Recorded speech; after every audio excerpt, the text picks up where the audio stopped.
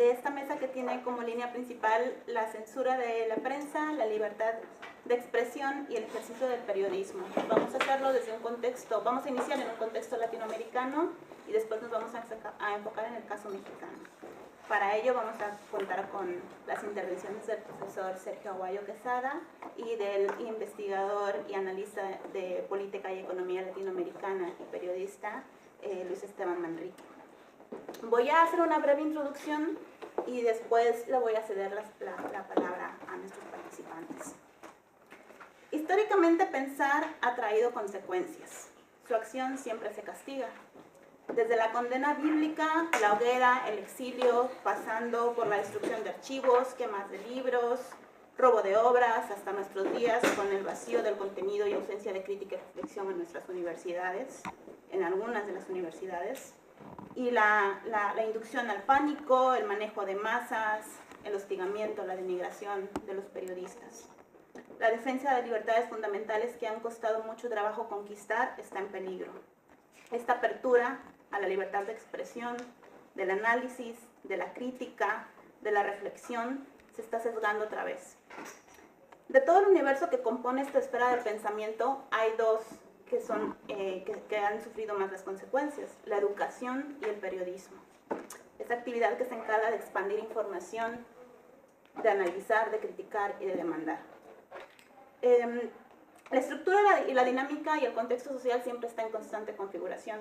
Por tanto, también los hostigamientos y el modus operandi de represión hacia el mensajero cambia. Atrás quedaron aquellas montajes judiciales o etiquetamiento de ser anarquista si reclamabas en el siglo XX. Ahora es época de ser antisistémico y subversivo. Por tanto, esta mesa busca generar herramientas de reflexión, sensibilización e información respecto a la actual situación que está viviendo el gremio periodístico. En América Latina, la situación es preocupante. Según la Federación Latinoamericana de Periodistas, desde 1999 al 2015, sin tomar en cuenta datos del 2016, los que no fueron denunciados o los que no fueron contabilizados, hubo 2.297 asesinatos. Honduras, Ecuador, Colombia, Brasil, Guatemala y México, por supuesto, son los países que más sufren de esta situación. En México, la cuestión es alarmante. Según el corresponsal de Proceso, en el 2015 cada mes tuvieron un funeral en Veracruz. Vamos a iniciar pues presentando a Luis Esteban González Manrique, que es periodista y escritor, nació en Arequipa, Perú, estudió Derecho en la Universidad Católica en Santa María Arequipa, periodismo en la Universidad de Lima y Ciencia Política en la Universidad Internacional de Andalucía. Es actualmente redactor jefe del Informe Semanal de Política Exterior, editado por Estudios de Política Exterior en Madrid y colaborador del Real Instituto del Cano en Estudios Internacionales. Él nos va a hablar sobre la situación del periodismo en América Latina. Adelante, Luis. Gracias, América. Bueno, primero agradecer la gentil invitación, además para compartir mesa con una eminencia de las ciencias sociales mexicanas como es don Sergio Aguayo. Yo creo que puedo aportar algo como de mi experiencia como periodista, porque de hecho uno de los grandes problemas sociales en este momento es, en muchos países americanos, es la forma en que la violencia contra el periodismo, contra los periodistas, se ha convertido en una forma de terror, una forma de coacción, para que utilizan diversos sectores y crimen organizado, ¿no? Políticos corruptos, a veces mafias policiales, para que sus actividades criminales no se conozcan. Entonces esto requiere una coacción permanente de los hombres de prensa, ¿no? Yo soy periodista que prácticamente desde que salí del colegio, porque mi padre fundó un periódico en Arequipa, que es la segunda ciudad en Perú, el año que yo nací, o sea, prácticamente no he hecho otra cosa, nací en un periódico. Yo soy más un analista político, o sea, es que soy un periodista de escritorio, por decirlo de alguna forma, ¿no? Aquí en Madrid hago que es un newsletter sobre política internacional, pero básicamente siempre he trabajado desde un escritorio, incluso cuando he trabajado en redacciones. Pero conozco íntimamente porque claro, son mis colegas, son mis compañeros de trabajo a los que he visto muchas veces jugarse la vida, ¿no? A veces es realmente heroico lo que ocurre en una reacción del periódico, porque muchas veces si uno no es un poco héroe o un poco loco o ambas cosas a la vez, es imposible llevar a cabo la profesión, que es básicamente contar a la gente lo que le pasa a la gente, ¿no? En el Perú nosotros tuvimos una guerra interna entre el año 80 y el año 92. Tuvimos 70.000 muertos, ¿no? Colombia en 50 años, que esto se está acabando, felizmente ha tenido 200.000 muertos. O sea, realmente fue una crisis de violencia, además con unos niveles de besaña, de crueldad. Realmente unas cosas espantosas ocurrieron. Tenía muchos amigos, mi propio hermano tenía que ir a Ayacucho, que era la zona roja, donde estaba el epicentro de la violencia de Sendero Luminoso, y tenían que cruzar a veces por la Puna, ¿no? Son sitios muy desolados, no hay nadie, ¿no? Es un silencio absoluto en la serranía peruana, para ir a los pueblos donde se habían cometido masacres, ¿no? Eso lo hizo mi hermano, y claro, muchas veces los periodistas se habían cogidos en medio del fuego, ¿no? Una famosa matanza de 8 periodistas en Churajay, que hizo Mario Vargas Llosa, dirigió la investigación oficial de esto, que probablemente unos campesinos que habían sido registrados por el ejército para que no permitieran que los periodistas entraran a las zonas rojas, ¿no? Porque claro, no les interesaba que los crímenes que se estaban cometiendo. Para eso tenía que haber una zona total de oscuridad. Entonces tenían órdenes de matar a los periodistas, y mataron a 8. En esa ocasión yo conocía a algunos de ellos, eran amigos míos, ¿no? Entonces, y sobre todo esto ocurre porque hay una causa más profunda, que es lo que yo creo que valdría la pena ocuparse. ¿Por qué se puede matar a un periodista? ¿Por qué una organización criminal que no quiere que las cosas que haga se conozcan, ¿no? Mata a alguien, ordena matar a alguien? Porque la vida es barata, o sea, la vida no vale nada. En primer lugar, porque un sicario es muy barato, ¿no? Hay una película fantástica que se llama La Virgen de los Sicarios, ¿no? Eso está basada en una novela de un novelista colombiano que se llama Vallejo, Fernando Vallejo, creo. La película es fantástica porque ahí se ve, ¿no? Además se llama La Virgen de los Sicarios porque los sicarios tienen su virgencita, ¿no? Y que van ahí a pedir a la Virgen que los ayude en el homicidio. Tienen que encomendarse para que les dé suerte, ¿no? Entonces van y se suben a una moto, y uno maneja y el otro tiene la metraca, ¿no? Entonces, eso cuesta $1.000, $2.000, cuando la víctima es de mucho peso, ¿no? Y muchas veces mucho más bajo. Entonces, matar a un periodista es un crimen que se puede cometer con total impunidad, ¿no? Entonces, si uno no tiene verdadera vocación de servicio, ¿no? Yo no creo que sea una profesión muy saludable, ¿no? Porque realmente los riesgos que se corren es muy grande. Y en ese sentido yo le tengo una enorme admiración a mis colegas mexicanos, porque se une no solamente los narcos, están las maras, muchos políticos corruptos, ¿no? Y aquí don Sergio conoce perfectamente de qué hablamos con esto, porque son políticos enormemente poderosos, como puede ser el gobernador de Coahuila, ¿no? O gobernadores de Michoacán, o lo que pasó en Ayotzinapa. Ha sido una complicidad, una corrupción de altísimo nivel. O sea, estaba complicado. El general que era ¿cómo se llama?, el jefe del destacamento militar, el alcalde, el gobernador, en fin, es terrible. Entonces, y las cosas que encubren, ¿no? Los negociados multimillonarios que encubren, hace que la desesperación por silenciar y por imponer un régimen de silencio es terrible. Porque de hecho hay muchos periódicos en México que han dejado informar sobre cuestiones de sucesos. O sea, ya no, o sea, pueden haber ocurrido una matanza de 20 personas y simplemente no sale nada al día siguiente.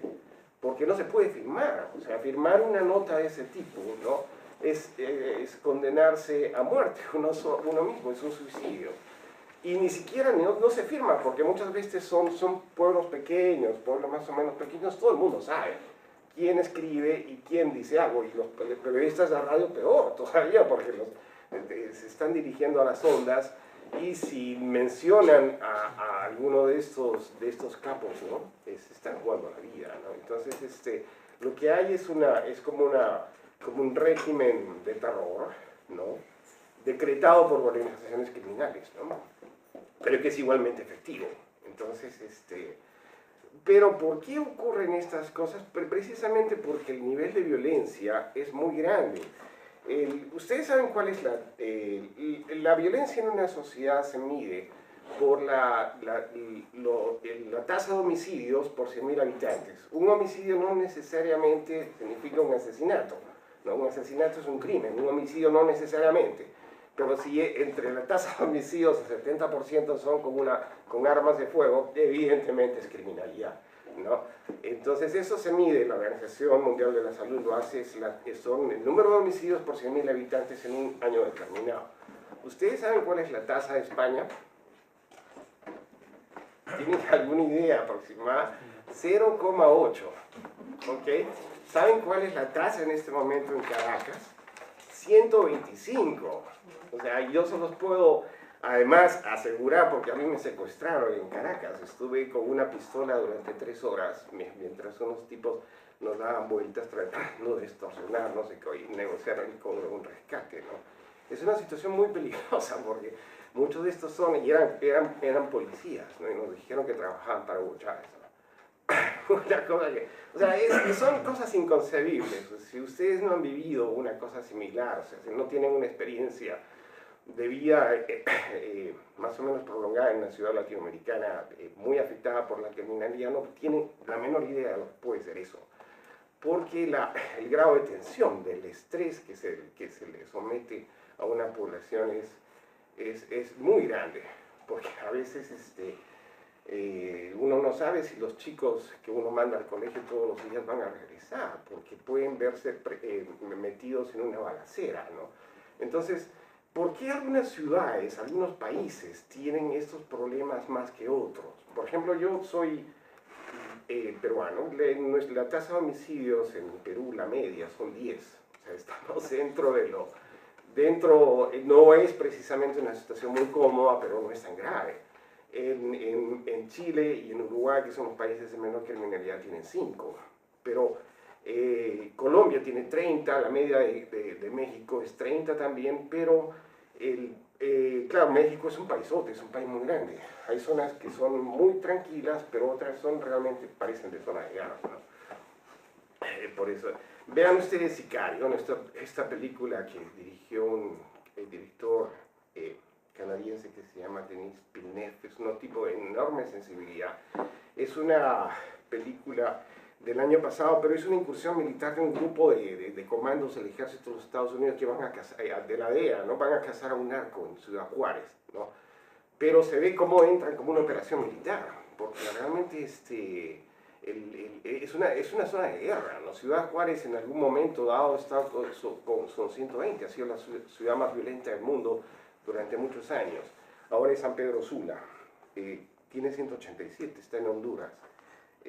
Acapulco, aquí América es Acapulco, justamente estábamos hablando, tiene 113. Cali en Colombia 83, Maceió en Brasil 79. En fin, hay una serie de ciudades que se han vuelto invivibles por la violencia. Ahora, ¿por qué? Eso es yo no me he cansado de escribir porque no llego a entender, por ejemplo, cuáles son las razones de que unos países sean tan violentos y otros no. Nicaragua, por ejemplo, es un país muy, muy tranquilo, pero está al lado de Honduras, que es un país que está prácticamente en guerra, ¿no? Donde realmente además son casos de violencia, de una crueldad extremada, porque de lo que tratan, las bandas tienen que diseminar el terror, por eso es que hacen las snap movies de lo que hablábamos, o sea, filman las torturas y las ponen en internet, ¿no? Yo he visto un snap movie de los narcos mexicanos, a un tipo le sacan los ojos con una cuchara, y ahora, cómo los desintegran los cadáveres en bidones de ácido sulfúrico, y eso todo lo ponen en internet porque necesitan propagar el terror. Y ahí en esta película de Sicario se ve, porque pasan los camiones a la policía y están los cadáveres colgados de los puentes, 3, 4, ¿no? Y no los bajan, no los sacan, por miedo. O sea, tiene que venir el ejército para bajar eso, porque esos cadáveres colgados del puente son un signo del terror. Están diciendo quién tiene el poder en la ciudad, ¿no? Entonces, mucho tiene que ver, creo yo, es una de las hipótesis que tengo, donde ha habido mucha esclavitud, donde ha habido población negra sometida a la esclavitud, ha habido mucho odio, y eso dura durante generaciones. No me parece casual que Venezuela y Colombia, por esa razón, tengan ese grado de violencia, ¿no? Y el Brasil también, se nota mucho, ¿no? En Río de Janeiro, porque en las favelas, lógicamente, todos son negros, son mulatos, ¿no? Prados o pretos. Los barrios más tranquilos son blancos, pero viven entre fortalezas, ¿no? Yo en Lima, a veces me invitaban a sus amigos y estaba todo cercado con alambradas eléctricas y con postas que te piden tus documentos antes de dejarte pasar, ¿no? Entonces los ricos viven como en fortalezas, ¿no? Y rodeados de grandes cinturones de miseria, donde hay mucha violencia, ¿no? Entonces, pero en fin, habría mucho que hablar sobre esto y probablemente no llegaríamos a conclusiones, porque es todo muy tentativo, se están haciendo investigaciones en este caso, porque ese es un problema muy grave. Ahora que cada vez que una empresa, por ejemplo, española tiene que enviar ejecutivos, tiene que investigar muy bien cuáles son las instituciones de seguridad, porque les tienen que dar cuáles son los protocolos de seguridad, cómo tienen que moverse en la ciudad para poder trabajar, ¿no? Y entonces es un asunto que está adquiriendo cada vez mayor atención de los poderes públicos, de las organizaciones internacionales, y se está haciendo una investigación muy grande sobre estas cosas precisamente por la importancia que tiene para la marcha económica de un país. Ahora, se está avanzando. En Medellín, por ejemplo, durante la famosa serie de los narcos que se están viendo ahora por Netflix, ¿no? Medellín llegó a ser la ciudad más violenta del mundo. Colombia en los años 90 llegó a tener 430 homicidios por 100.000 habitantes. O sea, realmente había una guerra. Y ahora no. Medellín, por ejemplo, que fue el epicentro de toda esa violencia, es una de las sociedades más prósperas de América Latina y de Colombia. Entonces algunos países han avanzado mucho, ¿no? Y de modo que no podemos ser fatalistas, pero en cuestión de la prensa, no, yo creo muy difícilmente podemos avanzar en cuestión de protección del trabajo de los periodistas si no se avanza primero en cuestiones de violencia, que como les digo, en muchos países es estructural. Bueno, yo creo que por ahora eso es suficiente. Ya en el coloquio, si tienen alguna pregunta. Bueno, vemos entonces pues que hay unos elementos que resaltan aquí, que es el miedo, el miedo para mantener el poder, la hipótesis que tiene sobre la presencia de población negra, que es muy interesante. El racismo, en realidad. Claro, Sí, porque claro. el racismo es el desprecio a la vida, ¿no? Sí. Tu vida vale menos porque tu piel es más oscura, entonces lo desprecias, su vida vale menos, ¿no?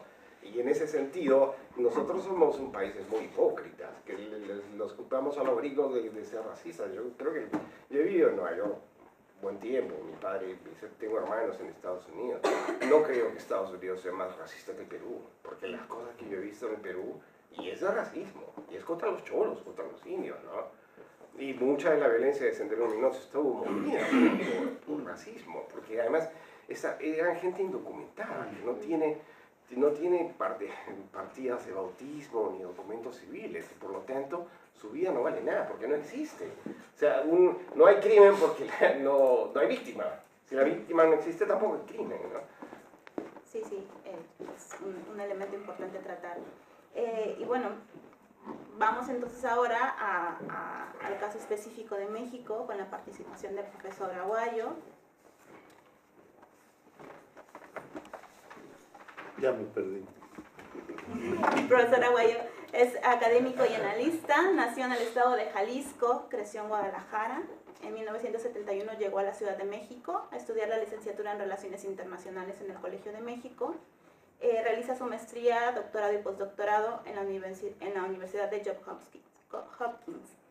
El profesor ha estado trabajando en el Centro de Estudios Internacionales del Colegio de México desde 1977 y tiene nivel 3 en el sistema de investigadores. Actualmente coordina el seminario sobre violencia y paz en esta institución. Adelante, profesor. Bien, Bienvenido. gracias, América. Gracias, Luis Esteban, por esa presentación tan espléndida y tan ilustrativa sobre lo que pasa en América Latina. Yo voy a tomar una visión menos pesimista, en ciertos sentidos, porque en el trabajo las investigaciones que realizamos en el Colegio de México sobre un buen número de temas, lo que nos damos cuenta es que al mismo tiempo que hay historias de violencia, de muerte, de horror, también hay historias de luchas por la paz, resistencia, supervivencia y logros extraordinarios, y que en ocasiones enfatizamos demasiado la parte negativa que existe, no la voy a negar, la constato, la mido, pero también hay lo contrario. Estoy aquí porque me invitan de Holanda a dar una conferencia el mes pasado, en octubre, y ahí tengo la posibilidad de reunirme con algunos colectivos, uno de Inglaterra, otro de Suiza, Alemania y Holanda, y me comentan lo que han estado haciendo. Yo lo había visto a la distancia por la prensa, no estoy saliendo demasiado de México a Europa. Y lo que me doy cuenta es que existe una desconexión con una parte de México, es decir, en México están sucediendo muchísimas cosas simultáneamente, y lo que les planteo a los colectivos de los otros países, y hago lo mismo con ustedes, es que tomen al Seminario sobre Violencia y Paz como un referente para tener un intercambio de información, porque estamos dando cursos a policías federales, a agentes del Ministerio Público, a líderes cívicos, a víctimas. Estamos haciendo investigaciones muy concretas para entender la antropología de las masacres, de las tragedias, de las desapariciones. Y en ese sentido lo que estamos encontrando, Luis Esteban, a propósito de por qué hay paz y por qué hay violencia, En determinados lugares. sí, en determinados lugares, tiene que ver en lo que estamos encontrando con la existencia de capital social positivo o negativo. Ah, qué interesante. Es decir, más allá de que se influye, por supuesto, la raza, la tradición de violencia, depende la densidad que tenga el capital social a favor de la vida o el capital social a favor de la muerte, porque tanto el Estado de Derecho como el Estado paralelo, el crimen organizado, tiene su base social. Y esa base social es la que explica en buena medida por qué mencionabas a Nicaragua. En Nicaragua no hay violencia criminal porque hubo organización y hay organización social Sí, exacto. de base. Unas investigaciones que publicó Sidov de Barcelona, de una investigadora cardenal, no recuerdo el nombre, Ana María me parece, sobre Guatemala y El Salvador, lo que encuentra es que en las zonas donde El Salvador y Guatemala tuvieron guerras revolucionarias en los años 80, en las zonas de Guatemala y El Salvador donde hubo guerrillas y bases populares, hay menos violencia criminal. En Honduras es el país más violento del Triángulo Norte porque no hay casi organización social. En consecuencia, el crimen organizado, las maras, han podido crecer de manera muy fácil, vamos. Lo mismo estamos encontrando en México. En la Ciudad de México, por ejemplo, donde hemos medido y he estado haciendo encuestas sobre capital social negativo o positivo en ciudades, Culiacán y Ahome, que son ciudades donde controla el crimen organizado, o la delegación Cuauhtémoc, que son intermedias de la Ciudad de México. Y cuando tú mides valores y cuando tú mides tasas de homicidio, te das cuenta que es determinante la organización social. Ahora, no tengo el tiempo para meterme a hablar sobre eso, o puedo ahondar un poco más si así lo desean. Me voy a meter al tema del periodismo, que tengo, mi primera columna la publiqué en el 71, tengo 55 años escribiendo, participando en medios, he participado en todos, menos la hojita parroquial, porque todavía no sé si me publicaban en Jalisco en la hojita parroquial, pero fui de los fundadores de La Jornada, estuve en el 1+1, en El Día, en fin, ahora escribo en Reforma, 16 periódicos, estuve con Karen Aristegui hasta que nos corrieron. Mi primera columna, publicada en 1974 en El Día, la destruyó la Federal de Seguridad porque llegó y la destruyó en el suplemento cultural del Gallo Ilustrado porque hablaba de la corrupción de Carlos G. González, un político del Estado de México ya fallecido. Voy a referirme a eso de una manera ordenada porque, si bien es cierto todo lo que dice, si no hay ninguna duda de el hostigamiento contra la prensa independiente, también es cierto que no nos han callado. Todo lo contrario, los medios de comunicación en México viven una primavera en términos de la capacidad que tenemos para incidir e influir. Y yo participo en Proceso, en Reforma, en Mural, El Norte, en los diarios más independientes del poder público en 16 estados de la República estoy participando y por tanto desde el Mañana de Nuevo Laredo, el Mañana de Reynosa, el de Matamoros hasta otros. Les voy a contar las razones por las que esto es posible, sin negar el riesgo. Pero lo que yo comento cuando me preguntan jóvenes periodistas y cómo le ha hecho para sobrevivir 55 años, entendiendo el riesgo. Vamos, el análisis del riesgo es fundamental para poder sobrevivir en un medio hostil y esto tiene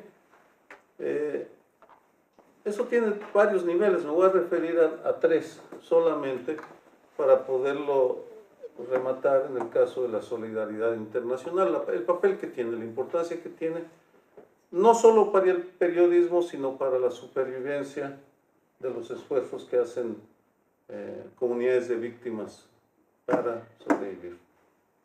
Primero, la sociedad y los medios se adaptan al entorno de la violencia que existe. Es falso que no haya información.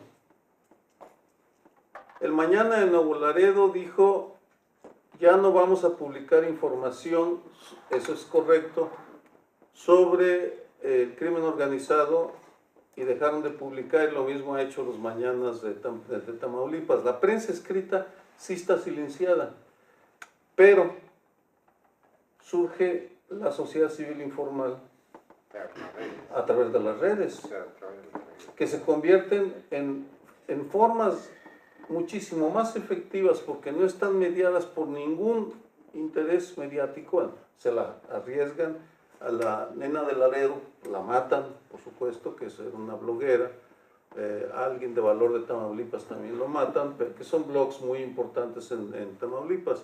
Pero la sociedad se da sus espacios, porque durante los años de la guerra entre los Zetas y el Cartel del Golfo, 2010-2012, es cierto que no dejaban publicar nada. Pero voy al siguiente punto. Los criminales son comerciantes, son empresarios, y entienden que tienen que convivir con los medios de comunicación. Por tanto, el reto de los medios, del periodista, y eso me lo aplico a mí también, porque he sobrevivido, porque he ido leyendo los signos de los tiempos y he sabido hasta dónde puedo llegar en cierto momento. Luego voy a hablar de la demanda de Moreira, de por qué se da. Porque se da por razones que tienen que ver con información, con difusión de información. Pero en Sinaloa, el cartel de Sinaloa, el más poderoso del mundo, presencia en 55 países, dominan Sinaloa. Escribo en el noroeste de Sinaloa. Ellos, me decía la subdirectora de información, les piden a sus reporteros que se uniformen para poder cubrir la violencia en Badiraguato, en las zonas más violentas, porque el cartel de Sinaloa tiene órdenes de respetar a los periodistas. ¿Por qué? ¿Han pactado? No necesariamente, hay un pacto implícito, es decir, no es un, sí, tiene razón que han pactado, pero hay el deseo de no antagonizar a la sociedad civil. Ya. Porque el cartel de Sinaloa, Es tácito. no, el cartel de Sinaloa vende drogas, no controla la población. Ya. A lo que voy simplemente es que en cada ciudad, en cada región, los periodistas se van adaptando o no se van adaptando. ¿Por qué los matan? A ciencia cierta no sabemos cuántos estuvieron metidos de cómplices del crimen organizado y cuántos eran independientes. Es uno de los grandes problemas que tenemos. Porque el crimen organizado tiene base social. Yo creo que Regina, la corresponsal de Proceso, era independiente, y por supuesto que lo era. También sé que a don Bagoyo, un periodista de Coatzacoalcos, lo matan porque él accidentalmente identifica a un capo sin darse cuenta y el capo lo manda a matar. Cada caso es diferente, pero si bien hay terror en algunos estados, en otros es un equilibrio permanente e inestable que permite ir sacando información. Río 2 en Sinaloa saca más información a veces que el noroeste. Las redes sociales de Tamaulipas transmiten información que tiene uno que estar filtrando porque a veces el ejército les pasa boletines para que los difundan, porque hay una guerra. Es periodismo de guerra, ahí sí. Quienes están en estados como Tamaulipas es periodismo de guerra, que se rige con otras reglas como cualquier corresponsal de guerra que va a cubrir la batalla de Alepo sabe. Pues no basta llevar la insignia de prensa, sino que hay que entender las redes locales. Entonces, y no es lo mismo el DF, en el cual tampoco es lo mismo quienes tenemos más visibilidad y quienes tenemos menos. Y la tarea de quienes tenemos más visibilidad es dar cobertura a los que tienen menos. Claro, pero es más peligroso en ciudades pequeñas. Entonces. Por supuesto. Claro, Por supuesto. Están Sí. más expuestos. ¿No? Totalmente de acuerdo. Ellos son los que están más expuestos que quienes estamos en las ciudades grandes. Claro. Total. Y dentro de las ciudades grandes, quienes estamos en ciertos medios, tenemos todavía más. Y quienes estamos en prensa, radio y televisión, estamos todavía en otro nivel. Y quienes estamos en prensa extranjera, es otro nivel. No estoy tratando de parecer arrogante, pero es para explicarles cómo trabajamos. Ese es el primer punto. Segundo, que me lleva, y que es fundamental, estamos operando en un país con el poder fragmentado. Y eso es determinante. En muchas fracciones. No es solo el cartel de Sinaloa, los Zetas, el Golfo, la familia Michoacán, el cartel Jalisco Nueva Generación, sino que a su vez están subdivididos. El poder del presidente es muy relativo. Ahí tienen a veces más poder gobernadores como el de Veracruz, Duarte, que sí era un salvaje, un asesino, al parecer. Vamos, la manera como manejaba el poder y el dinero era muchísimo más brutal de lo que lo maneja Enrique Peña Nieto y Los Pinos y su jefe de comunicación social. Son niveles. El reto de los periodistas, de los analistas, es entender la lógica de los grupos sobre los que uno va a escribir o investigar. Porque es ese poder fragmentado el que abre los espacios y los resquicios.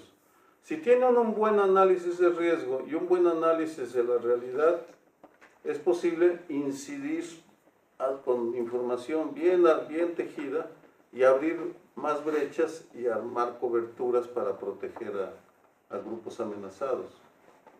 Porque es una batalla, como si fuera la guerra de las galaxias, entre el bien y el mal. Muy teñida de grises, por supuesto, porque no hay ni blancura ni negrura absoluta. Es un país en guerra, en reconfiguración de sus tejidos sociales, sus tejidos de poder. Por tanto, es muy complicado. No quiere decir que no haya bien ni mal. Yo sé con quién me voy a cenar y a quién le confío y con quién voy a comer para intercambiar información. Caso de los Moreira. Para darles el contexto de lo barroco y lo que fue y que sigue siendo esta batalla con Moreira.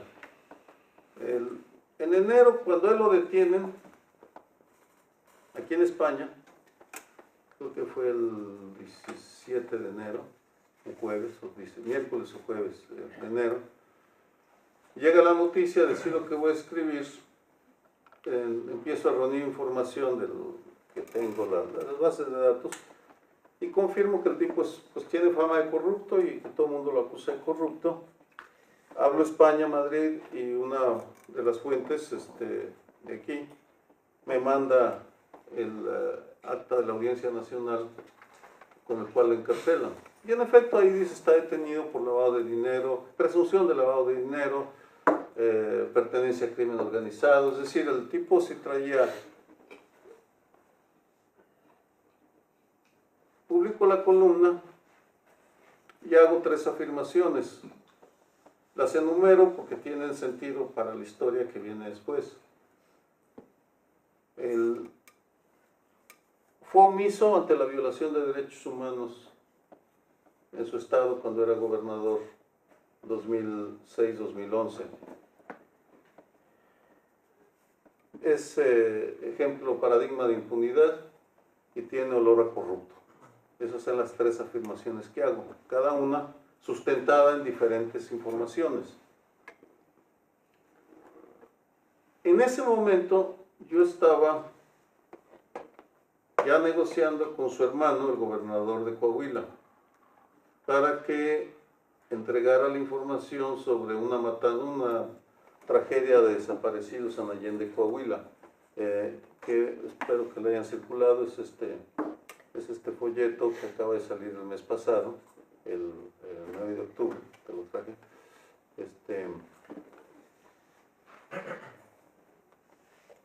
Pero él decía que sí, Rubén Moreira, hermano de Humberto, pero no me decía cuándo, él entregara los expedientes judiciales, lo cual pues es muy complicado jurídicamente. En julio, Humberto mete la demanda y el mismo día que la mete, una fuente de Poder Judicial se la transmite un amigo periodista que me la envía directamente y dice, te están demandando.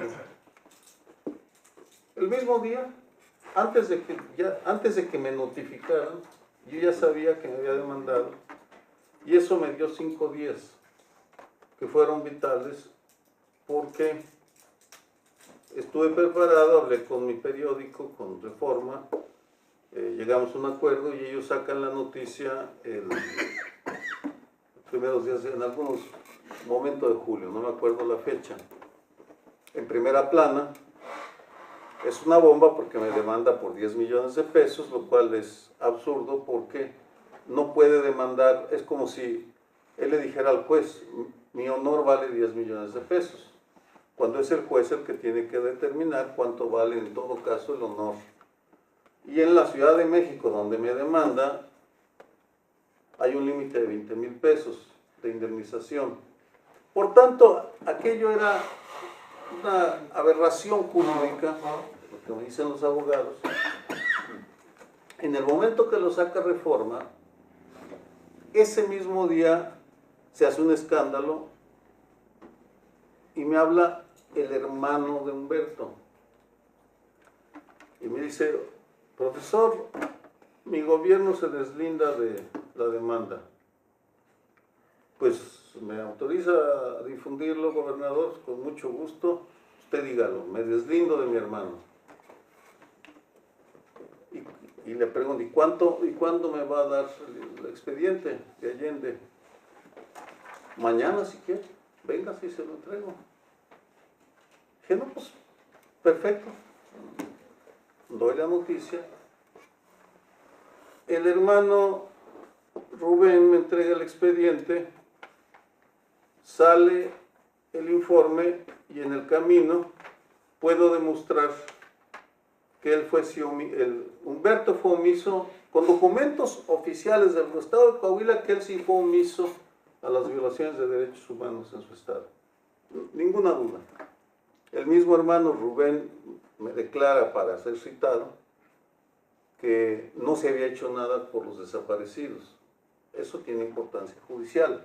Lo menciono porque muestra las contradicciones. No era lógico que un hermano traicionara a otro hermano. Ahora, ¿por qué lo hicieron? Pues podemos especular todo lo que quieran, pero no importa. Son las contradicciones y la fragmentación del poder que permite que lo que Humberto quería era distraerme e intimidarme para que no hiciera esta investigación, para que no coordinara la investigación. En cierto sentido lo logra, pero fracasa, porque me da elementos oficiales para sustentar una parte de mi trabajo. Esa es la contradicción en la que nos movemos. La historia no ha acabado, por supuesto. Lo liberaron a Moreira. Aquí, a una semana después, pero cuando yo publico esto estaba en la cárcel. Yeah. Por tanto, como periodista mis fuentes eran impecables. Un acta de la Audiencia Nacional, ni más ni menos, para empezar. Ahora tengo una cita del hermano gobernador diciendo que no había hecho nada para proteger desaparecidos. Vamos a ver, yo ahora regreso a México y ahora viene la ofensiva. Vamos a ver, porque esto no acaba, todavía faltan muchos capítulos, pero lo menciono porque el periodista, como el defensor de derechos humanos, porque yo hago estos tipos de investigación aplicada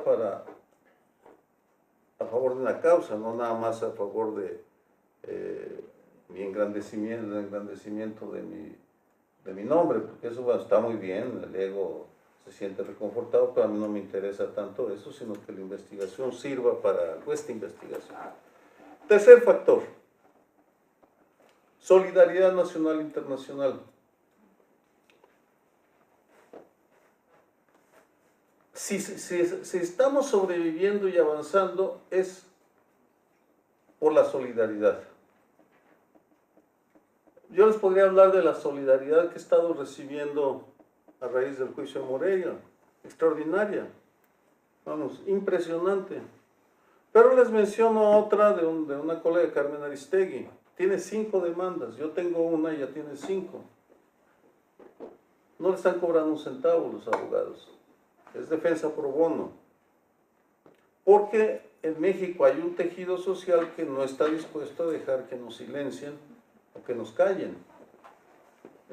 Y les podría contar historias de la manera como nos protegemos. Somos un gremio muy rijoso, combativo, incluso entre nosotros, llenos de envidias.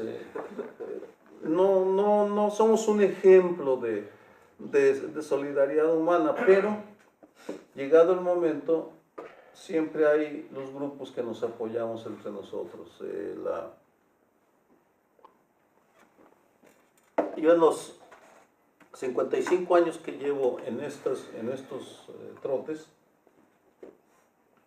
podría contarles docenas, centenares de historias de solidaridad, de gente que me ha hablado y me ha dicho, yo tengo esta pieza, este pedazo de información, úselo como quiera, no me mencione, pero aquí está la información para que la maneje.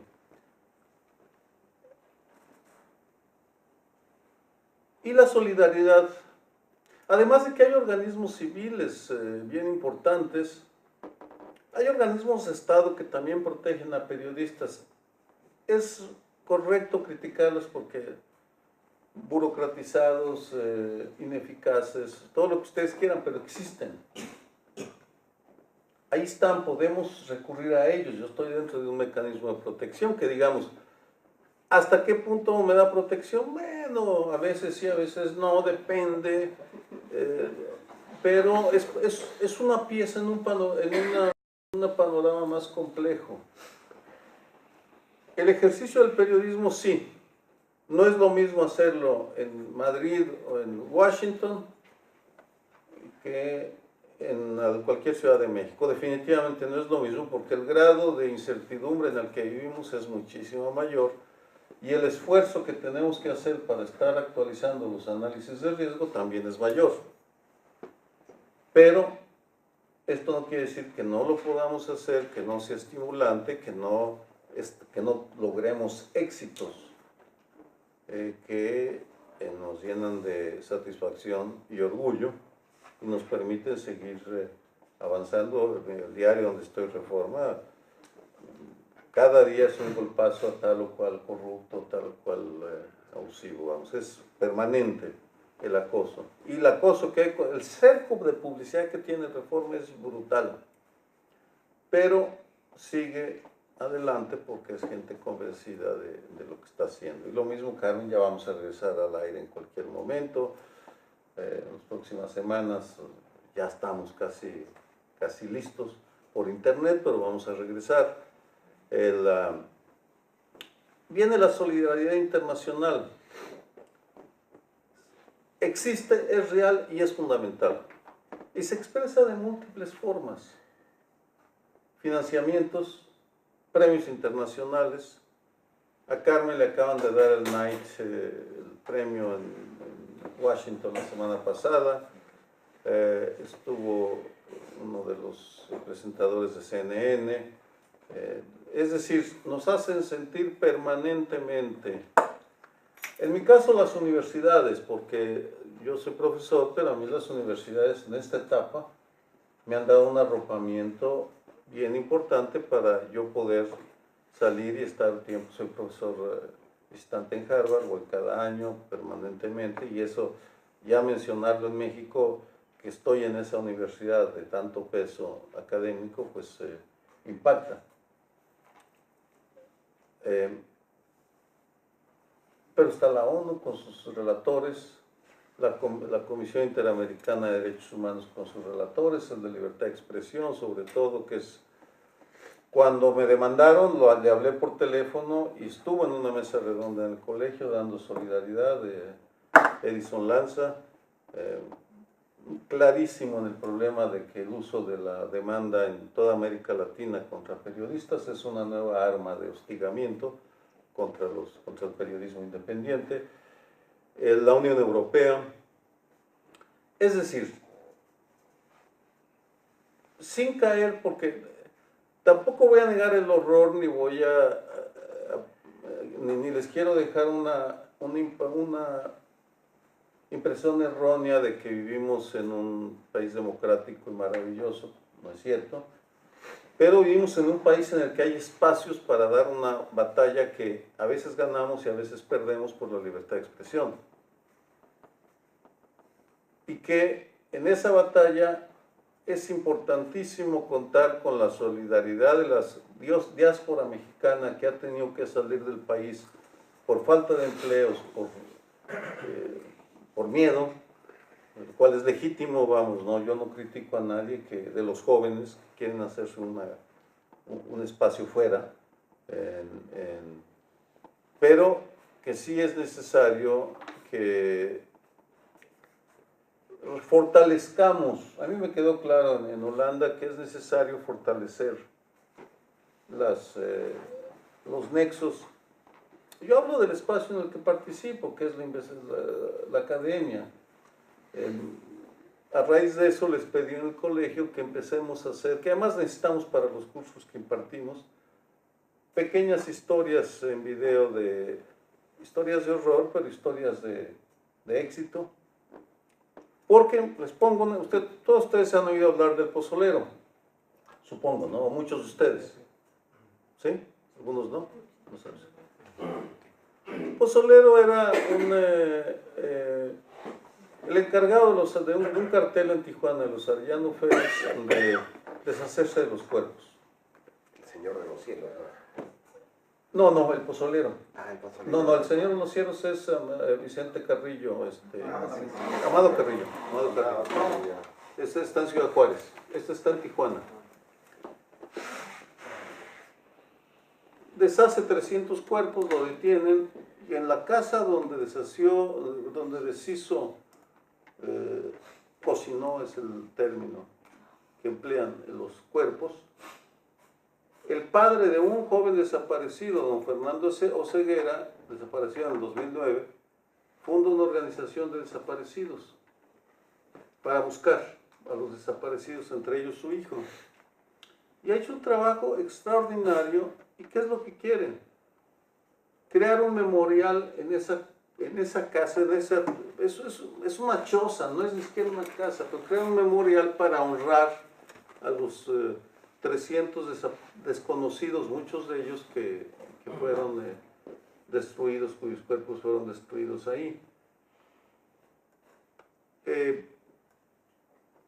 Después de Holanda le escribió a una colega, la diáspora también, Alejandra Delano, profesora en la New School, que ella tiene un programa de memoriales, y le dije, mira, ¿qué te parece que proponga a las comunidades de mexicanos en otros países, o que propongamos que adopten un grupo de familiares de víctimas para que los acompañen en la lucha por lograr construir memoriales, porque todos quieren crear memoriales, es natural. Sus hijos desaparecieron o hijas, cuando quieren crearles un lugar para honrar su memoria. En la Ciudad de México más o menos se ha avanzado en algo, en Cuernavaca, ahí en Tijuana lograron que les dieran la casa, pero ahí hay una batalla sobre si el memorial es para honrar a los muertos o para honrar la vida, y don Fernando Ceguera, que es el papá, dice, yo quiero honrar la vida, a mi hijo ya me lo desaparecieron, yo quiero que este lugar sirva para que sea permanentemente un recordatorio de la importancia de la vida. Es decir, hay un florecer de las luchas por la paz entre la sociedad mexicana y entre las víctimas que vale la pena que se enteren. Lo que vamos a hacer en el colegio en el 2017 son pequeñas historias, en 5 minutos contarles la historia de doña Luz María Dávila, de Fernando Ceguera, que es al mismo tiempo un horror y un canto a la vida, en el sentido de que hay los deudos que están luchando por combatir el horror. Ese es el tipo de acompañamiento que me parece sería muy fructífero en el mediano y largo plazo. Por supuesto, nosotros lo único que vamos a hacer es transmitir la información, no tenemos la capacidad, es una institución académica, no somos activistas. Para eso hay otras organizaciones, nosotros simplemente daremos la información que la necesitamos además para construir un memorial, una memoria viva de lo que se ha hecho en todo el país, porque lo que les estoy contando sobre don Fernando se replica en todo el país. La gente no se ha quedado, no toda, por lo menos, muchas sí, pero no toda, a llorar la desgracia de la muerte, sino a celebrar la vida. Y creo que que al mismo tiempo que reconozcamos y de ninguna manera, Luis Esteban, estoy de desacuerdo con tu diagnóstico, así es correcto lo que dices, pero también hay necesidad de reconstruir las batallas que estamos dando cada uno en nuestro espacio, cada uno desde nuestras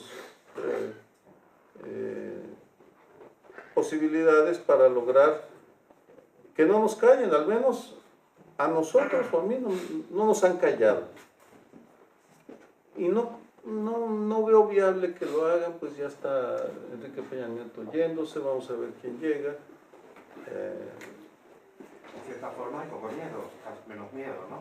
Cuando entiendes el riesgo, lo logras manejar, sí. Sí, además las movilizaciones han sido muy importantes, además sin precedentes. Lo de Ayotzinapa, es que el problema es la impunidad Claro. Prolifera cuando a la gente se rinde a la pasividad, ¿no? Lo positivo de lo de Ayotzinapa es que han salido a la calle, ¿no? Las víctimas, o sea, han organizado realmente un movimiento social que ha tenido mucha visibilidad. Y eso es importantísimo para el apoyo popular y sobre todo para que la impunidad no reine, ¿no? Porque repercute en el mundo entero. Entonces el propio gobierno mexicano no le interesa que se deteriore tanto su imagen, ¿no? Y eso, para eso el paso que dieron las víctimas de Ayotzinapa de salir, de movilizarse, ha sido muy importante. A veces los mexicanos no tenían esas tradiciones, había mucho miedo probablemente, ¿no? Pues sería lo que... Bueno, pues hemos quería tenido decirles. dos participaciones muy interesantes que nos han dado muchos claroscuros, muchas luces en medio de ese contexto pesimista. Tenemos entonces pues que ver las oportunidades, como dice el profesor, que hay de incidir y de revertir la situación en la que estamos viviendo, tomar en cuenta el papel de la sociedad articulada, de la sociedad civil articulada, del apoyo de la comunidad internacional, de esa emergencia de los medios electrónicos en los que sí podemos tener más incidencia más allá de la prensa escrita, sin dejar de tomar en cuenta ese panorama de violencia y el contexto que hay todavía en los países, ¿no? Entonces, teniendo ya el contexto general y el específico y viendo estos claroscuros, estas luces, pues abro la sesión de preguntas. Quien quiera participar, por favor, vamos a ir tenemos media horita para poder tratar de tener las mayores participaciones concisos y para decir hacia quién va dirigida la pregunta. Vamos, si quieren, por orden de quien levante la mano. Miguel. Hay una similitud aquí en Europa, en España sobre todo, de presión hacia los medios referente al modus operandi, ¿no? Allí los matan, pero aquí los condenan a los ostracismos, se los sacan de las emisoras, de las cadenas, de los periódicos, los echan. Y entonces estaba pensando en eso. O sea, aquí no llega a la sangre al río, como se suele decir, pero sí que hay un modo de presión que las élites Grupo Prisa y esta gente que lo sacan. Cualquier periodista que se sale un poco de la linde de la información, todos esos periodistas los sacan. Esa es una reflexión un poco... Los poderes económicos, sobre todo aquí. A mí me consta que hay una omertad sobre grandes grupos, bancos y grandes grupos económicos sobre los que no se puede decir nada. De hecho, yo tengo una prohibición expresa de mi director de no publicar escándalos corporativos de empresas españolas en América Latina, que yo conozco muchos, ¿no? Nosotros no tenemos ese tipo de censura, pero aquí no se puede decir nada. Y es muy estricto la forma en que se ejercen esas presiones. Nosotros, por ejemplo, tenemos suscripciones colectivas y publicidad de grandes empresas, Endesa, Iberdrola, Repsol. Si uno de estas grandes empresas te retira la publicidad o te deja de comprar una serie, un número de ejemplares todos los meses de cada número que sacas, te hunden, ¿no? Entonces no se puede decir nada, ¿no? Y bueno, ya no te digo con la monarquía, ¿no? Sí. Que eso es otra, o sea, que la libertad de expresión en España es bien relativa en ese sentido, pero ante el poder económico, ¿no? Y gubernamental también. En política es poco, el tipo de libertad es más grande, ¿no? Pero en todo caso estamos hablando de niveles de corrupción infinitamente más bajos que hay en América Latina. Por ejemplo, el señor Moreira al que se enfrentó don Sergio fue el presidente del PRI, si no me equivoco, ¿no?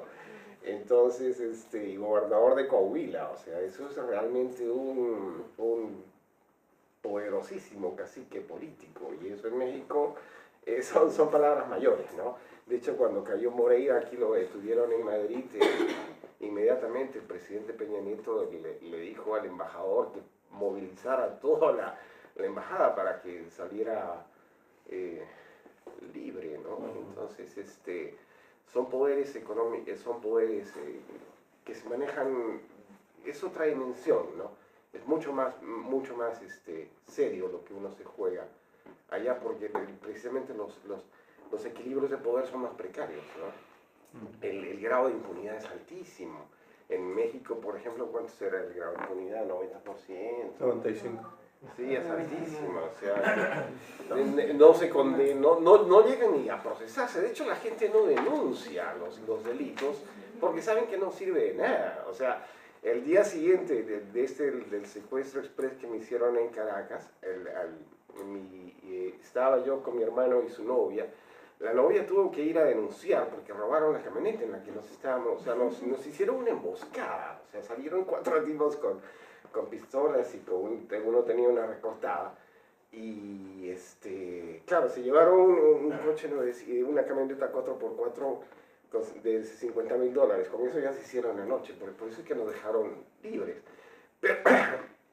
Pero el día siguiente, Cindy tuvo que ir a denunciar el robo porque esa camioneta lo hubieran podido utilizar para otros crímenes. Y si estaba su nombre, ¿a quién le iban a echar la culpa? O sea, tenía que denunciarlo, necesariamente. Y uno de los secuestradores estaba en la comisaría y le dijo así, que se callara la boca, ¿no? Y le hizo el gesto, o sea, si la policía es la mafia, está pues bien jodido. ¿A quién te vas a quejar? Entonces lo que pasa es que no se denuncian los crímenes. De hecho, a mí no se me ocurrió denunciar el secuestro, si eran policías, ¿no? ¿A quién le vas a denunciar?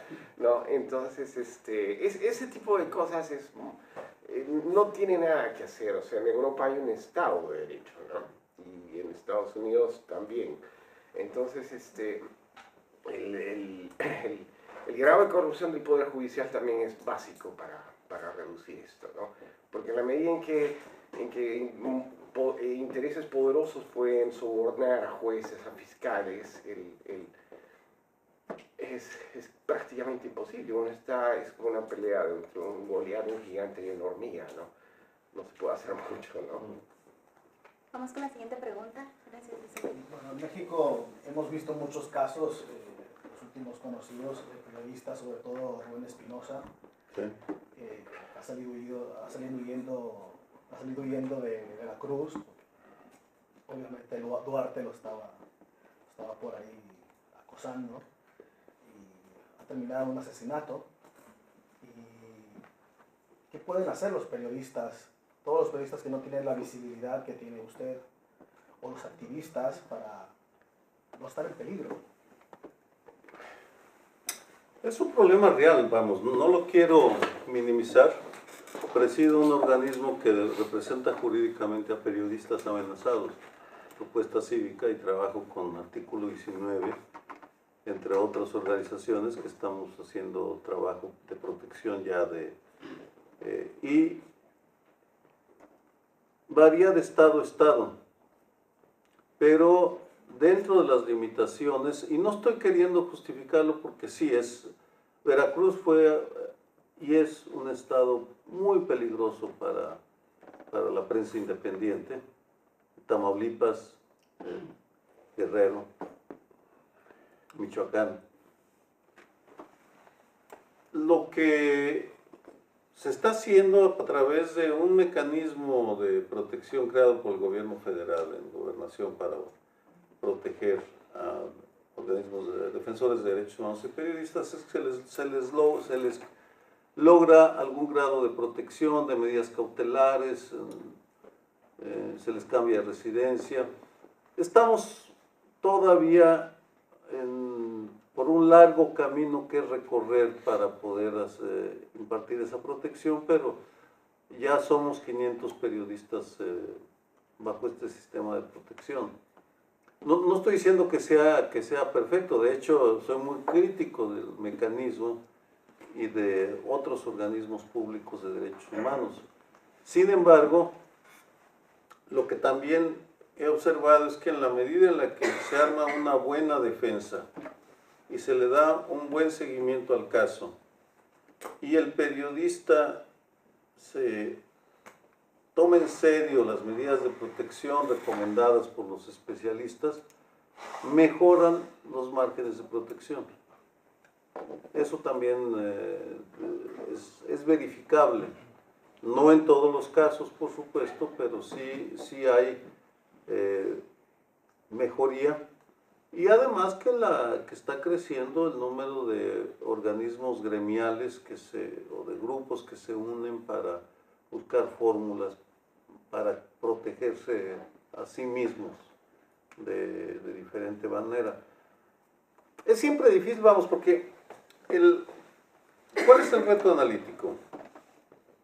El gobierno de Enrique Peña Nieto, como el de Calderón, salían a decir que todo iba mejorando. Una visión errónea. La visión de quien denuncia legítima de decir que todo está negro, también legítima. Vamos, porque son dos formas de presentar la realidad. En el trabajo del día a día nos movemos en grises que son los que yo les estoy queriendo proyectar. Depende del caso. Depende de cada caso, de cada estado, de cada región, el diagnóstico que tenemos que hacer. No estoy defendiendo el trabajo hecho por el mecanismo, no lo hago, pero también sí creo, porque lo veo cotidianamente, que en la medida en la cual uno se pone a trabajar para crear barreras de protección, para entender la dinámica sobre quién se va a escribir, en pocas palabras, de profesionalizar el trabajo, se mejora. Ahora, allí con Rubén hay una historia también, la poca solidaridad de las empresas periodísticas. Las empresas periodísticas hacen lo posible por no involucrarse en la defensa de un periodista amenazado por el costo que tiene. Muy costoso defender a alguien jurídicamente. Pagar los abogados, ¿no? Buenos abogados son muy costosos. Sí, claro. Muy costosos. Litigar, ¿no? Entonces, y además los salarios que se pagan, Rubén era freelance. Y un freelance vende sus fotos en 5 pesos. Salvo que se publiquen. Si se publican son 50, 100 pesos. Es decir, no estamos hablando también de una economía en la cual tenemos que abordarla para ir reformando estructuralmente las condiciones. Porque no basta con defender, no basta con denunciar y no basta con defender muy bien en unos casos. Tenemos que modificar las condiciones estructurales. Que esa es una historia diferente. Supone cambio de leyes, reforma del mecanismo, obligar a que el mecanismo, yo ahora traigo una batalla con el mecanismo, traigo muchas batallas de las cuales no hablo. Una de ellas es contra el mecanismo de protección de periodistas del gobierno federal. Para la FEADLE, que es la Fiscalía Especializada de la PGR, no sirve para un carajo. Acaban de cambiar a su procurador y acaban de nombrar a una subprocuradora, Sarirene Herrerías, lo estaba leyendo ayer, quien sé que es muy buena. Bueno, pues con ella hay que trabajar para ver cómo vamos a mejorar. porque hay un problema. Si quieren les sigo con los problemas. Los ministerios públicos no se especializan, los van cambiando. Entonces se capacita un ministerio público en delitos contra la libertad de expresión. Más o menos se entiende cuáles son los delitos y luego lo cambian. Todos esos problemas. Al mismo tiempo que denunciamos, hay un dicho así muy majadero que me lo dicen mis amigos. El lema que yo tengo es madreando y proponiendo a los funcionarios, es decir, hay que darles, pero también decirles, bueno, aquí está una solución posible, porque no podemos nada más quedarnos ya en el plano de la defensa de los casos, eso me refiero, no de la denuncia, por mí que se lo merecen eso y más, por supuesto, si nos corrió Peña Nieto por lo de la Casa Blanca, vamos, así que no le tengo ninguna simpatía, pero tenemos que trabajar con el Estado para lograr fórmulas. Si no trabaja víctimas y Estado, no vamos a encontrar fórmulas para poner barreras a la barbarie. Ese es el dilema. ¿Sí? Pero ¿cómo se puede trabajar con un Estado cuando no se confía en el Estado? O sea, una comisión ad hoc para la defensa de la libertad de expresión y de los periodistas. Eso ya es muy sintomático, que en un país haya una comisión creada solo para la defensa de la libertad de expresión. Por ejemplo, igual en Veracruz, que es un caso concreto, claro. Vale, pero Veracruz, esa comisión independiente, pero quieras o no, depende de gobernación. O sea, los puestos los pone directamente el gobernador por su equipo. Y muchos periodistas, yo he trabajado en México un poco, y muchos periodistas se quejaban precisamente de que cómo van a pedir ayuda a una comisión de la que no se fían cuando la gente que le tiene que dar la protección es la gente que a lo mejor les está vigilando también, o les está en los actos públicos, les está presionando con miradas o con frases determinadas. Cuando les ocurre algo, no van a acudir a esas personas, a esas instituciones. Yo, por ejemplo, cuando trabajo en México, trabajo como periodista extranjera, española, con mi pasaporte español. En mi experiencia, por ejemplo, personal, yo he recibido mucho más apoyo y me han organizado una especie de comité de control en mi estancia en México, y periodistas mexicanos que iban a seguir estando en ese... O sea, que son de allí, que viven allí, que trabajan allí, que están allí, no han tenido esa protección, claro. Aun habiéndola demandado. Yo, desde España, he mandado un mail y he recibido un botón del pánico. Entonces, no sé si hay una gran parte del problema también desde el propio gremio, las propias empresas, que apuntaban también el dinero, por supuesto, los sueldos míseros que se pagan a los periodistas y la visibilidad de esos periodistas. Me preguntaba un poco ahí también, estos periodistas que ya están en una situación en la que son portavoces de otros periodistas que no tienen esa posibilidad, ¿no creen que a lo mejor desde el propio gremio del periodismo debería intentar reforzar y proteger a los periodistas que están más por debajo, dándoles visibilidad, hablando de ellos, apoyándoles cuando se quejan? Son varios elementos los que menciona, sí, y de diferentes niveles, todos relevantes. Primero, la desconfianza es de los periodistas a los funcionarios y de los funcionarios a los periodistas. Es de los dos lados. Ese es uno de los grandes problemas. Dentro del Estado mexicano sí hay funcionarios más dispuestos a hacer su trabajo que otros. El caso de Veracruz era terrible porque estaba corrompido todo el sistema del gobierno del Estado por dos gobernadores, Fidel Herrera y por Duarte, el cónsul mexicano en Barcelona. Hubo una corrupción sistémica en Veracruz, por tanto, ese era un estado especial que ni siquiera el gobierno federal podía controlar, porque tenía la protección del presidente Enrique Peña Nieto, hasta hace muy reciente. Por tanto, ahí tenemos un caso especial, Veracruz, que vamos a ver qué pasa con la llegada del nuevo gobernador de Yunes. En teoría, y ahí va mi primera respuesta, ahí se abre un resquicio para trabajar con los nuevos funcionarios encargados, porque ahí tiene una comisión estatal para asistencia, ayuda a periodistas. No todos los estados la tienen, por cierto. Veracruz sí la tiene. El caso de Veracruz hay que trabajarlo en específico. Yo me estaba refiriendo en estos comentarios que hice al gobierno, a la estructura del gobierno federal. Y me estaba refiriendo a dos instancias, la FEADLE de la PGR y el mecanismo para la protección de personas defensoras de derechos humanos y periodistas amenazados. Ese es el título muy largo. Con el mecanismo ha ido mejorando gradualmente porque se crea una junta de gobierno paritaria entre organismos de la sociedad civil, periodistas y funcionarios del Estado. En consecuencia, con la asesoría de Freedom House de Inglaterra y de colombianos, ha ido mejorando el nivel técnico.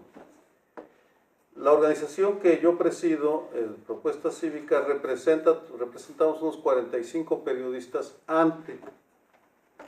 les damos asesoría gratuita, jurídica, que es la más cara, a los periodistas para que la representación ante el mecanismo, lo cual es importante por muchas razones.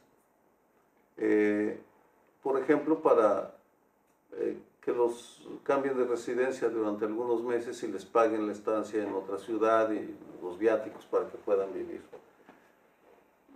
Esos son remedios. El problema estructural está en muchos otros lados. En el Colegio de México, el programa que coordino de Seminarios sobre Violencia y Paz, estamos dando cursos sobre empatía, poniendo en 2 salones simultáneos un grupo de víctimas y un grupo de funcionarios que trabajan con víctimas. Estamos haciendo, es un esfuerzo muy académico, muy metódico, con evaluaciones para dar seguimiento individual de cada funcionario y cada víctima, cuáles son los detonantes de la empatía, lograr la confianza. Sí, claro. Indispensable. Lo más difícil de todo. Dificilísimo, el concepto de empatía es dificilísimo. Esa es una de las vertientes que estamos haciendo. Hablo de lo que yo estoy trabajando, pero no es lo único. Con artículo 19 estamos discutiendo un programa para contratar a una abogada experta en América Latina para que nos haga un estudio sobre el tema del uso de las demandas como método de intimidación. Entonces me acaba de llegar el correo de que ya consiguió el dinero. Todo esto cuesta dinero. Vamos, así, en plata tenemos que meterle dinero para poder pagar abogados, pagar viajes, gente, ¿no? Ahí yo creo que podría anotarse algo interesante. Claro, lo primero que notamos, inmigrantes latinoamericanos que llegamos a países más desarrollados, es el gran grado de confianza pública que existe, ¿no? Aquí la actitud normal, instintiva de la gente es confiada. O sea, uno va a un banco, va a pedir un crédito y el banquero le va a querer vender el crédito, para eso está. O sea, el problema muchas veces en nuestros países es que el grado de cinismo es enorme. Lo primero que uno piensa cuando uno conoce a alguien desconocido, lo que prima es la desconfianza. Este tipo que quiere de mí, ¿no? Eso es algo que no se ve aquí, ¿no? Y en cualquier país que tiene un relativo desarrollo se ve que la cohesión social es muy grande, porque tiene mucho que ver con la confianza. Y justamente yo, en un libro que escribí sobre la formación de las naciones en América Latina, este es un paisaje que se llama, de un libro de un escritor mexicano que se llama Samuel Ramos, El perfil del hombre y la cultura en México.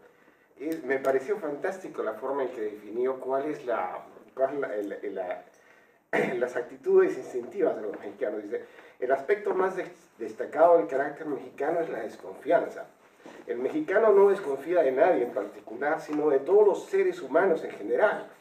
Su desconfianza no se limita siquiera a la raza humana, abarca todo lo que existe y sucede.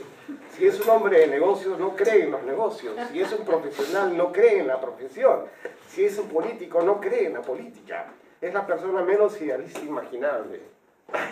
Muy excesivo, pero yo les puedo decir que esto fue parecido en el Perú. O sea, no creemos en la policía, ni en el Poder Judicial, ni en los presidentes, ni en los políticos, en nada. O sea, el cinismo es absoluto, ¿no? Porque por eso es que las organizaciones que mejor trabajan son las familiares, como las mafias, ¿no? Se ven las mafias étnicas de los sicilianos, ¿no?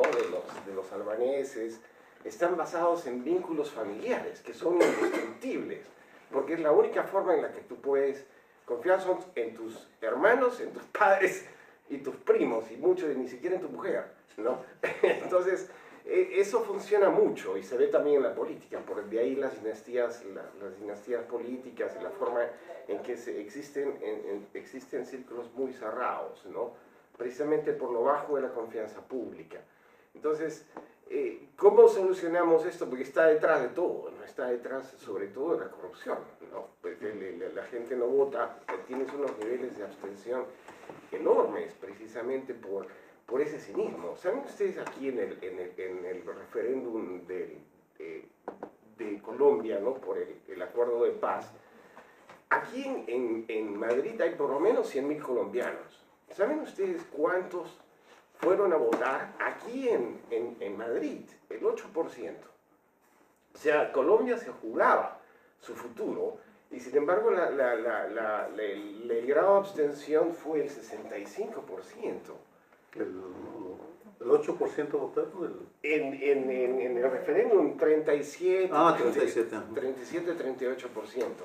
¿No? O sea, en Aracataca, que es el pueblo donde nació Gabriel García Márquez, no votó nadie. Nadie. O sea, imagínense, eso es como Comala, ¿no? Que el famoso pueblo de Juan Rulfo, donde todos estaban muertos, eran fantasmas. O sea, cívicamente, los colombianos es un pueblo fantasma, porque si no ejercen sus derechos cívicos, si no ejercen sus derechos políticos, no existen como ciudadanos. O sea, ahí Aracataca, que es como Macondo, pues era un pueblo fantasma, no votó nadie. Entonces, ¿cómo se puede pretender cambiar las cosas si no hay participación cívica? Claro. Ahora, esto es en Colombia, en Perú votamos mucho, además es una gran fiesta cívica porque son los domingos y la gente sale endomingada, es el día en que los peruanos nos sentimos ciudadanos en una república, partícipes de un proyecto político común. Es muy lindo, pero es el Perú. No sé qué pasa en los colombianos, pero ahí está, el grado de cinismo es mucho mayor en Colombia, ¿no? Y en México pues, sucede lo mismo, probablemente porque los desengaños con el poder político, con los poderes económicos, son mucho más grandes, ¿no? Tejido social. Exactamente. El tejido social es lo que uno encuentra. Bueno, la relación con la prensa extranjera es otra historia también, en la compleja realidad de un país de 120 millones de habitantes, gigantesco, 2/3 partes de la India, el tamaño de México, para que sea muy diverso. Pero aceptando lo que usted dice, lo que quería y me interesaba mostrar era los claroscuros de un colectivo, una comunidad que estamos dando la pelea por la libertad de expresión. Es decir, no estamos esperando a que vengan de fuera, sí pedimos la solidaridad, pero no estamos esperando a que llegue para defenderla, sino que estamos construyéndola y hemos logrado crear medios de comunicación reales. Algunos han tenido ciclos de alzas y bajas, La Jornada, yo fui fundador de La Jornada, otros avanzan, retroceden, como sucede en todas partes, pero la libertad de expresión está en buena salud, amenazada, por supuesto, vive amenazada. Mientras más pequeños son los lugares, más riesgos se corren, mientras más guerra hay, también hay más riesgos, pero de ninguna manera hemos bajado la guardia. Tenemos muy claros cuáles son los retos, eso sí le puedo asegurar. Para redondearlo, tenemos tenemos diálogos con la prensa extranjera permanente, la solidaridad que nos dan, cubriendo noticias constantemente que tienen al gobierno a la defensiva, ya se acabó la complicidad que hubo de algunas épocas de la prensa extranjera con el gobierno mexicano. Eso ya se acabó. Ahora sí es la búsqueda de la noticia en una competencia muy feroz en la cual la prensa española es una más de diversos actores y hacen un buen trabajo a veces no, pero no estamos juzgando aquí la calidad de los diferentes medios, sino el espacio para la libertad de expresión. Y yo quisiera terminar y disculparnos, que no nos podemos quedar al cóctel porque tenemos una cena. Nos vamos pasado mañana de regreso a México y tenemos que ir a una cena familiar, pero lo que yo les pido es que entiendan lo que estamos haciendo y que, bueno, consideren la importancia de difundir lo blanco, lo negro, lo bueno, lo malo de un país que no se está dejando. Créanos que no sé, y esto lo discuto con colegas, de que no nos vamos a dejar, vamos, que no. Con Carmen, para empezar, tuvimos un evento de la mesa política, Lorenzo Meyer, Denise Dresser, Carmen y yo en el Zócalo, un día antes de viajar no, el mismo día que viajamos acá a Holanda, 3,000 gentes aproximadamente, parecía mitin político, porque nos hemos ganado el respeto de que, y también en primer plano, de que nosotros no tenemos agenda. Yo formo parte de los periodistas de México sin agenda. Critico lo que creo que debo criticar sin esperar nada a cambio. No acepto regalos, salvo las comidas que puedo comer. Sí, el criterio es muy simple. Yo acepto lo que puedo corresponder. Si no, acepto nada, ¿no? Lo mismo Carmen, y en las próximas semanas saldremos. Sí vamos a necesitar al principio mucho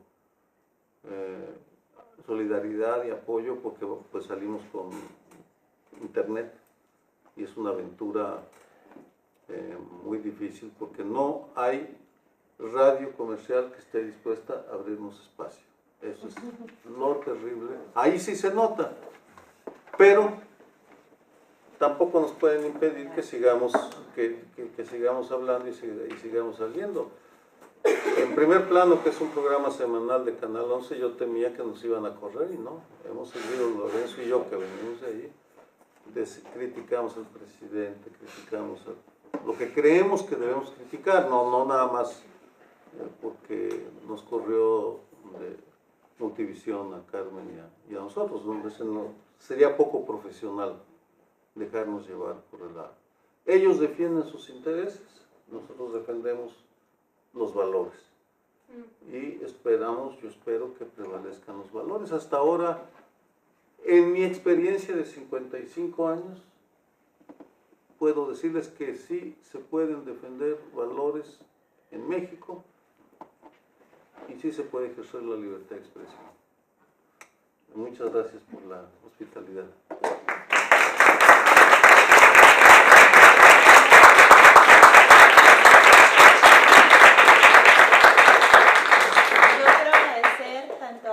Esteban, como al profesor Sergio, y a ustedes también por su presencia, por escuchar. Yo creo que el resumen general de esta mesa se puede decir, a pesar de este contexto turbio de violencia, de conflicto, hay luces, como dice el profesor Sergio. La cuestión es saber cómo poder llegar a ese espacio para volver a conquistar una libertad de expresión y poder ejercer lo que piensas, las reflexiones que hacen, siendo precavido y cuidadoso. Muchas gracias por acompañarnos. Espero que podamos intercambiar comentarios después del término de la mesa. Gracias. Ya me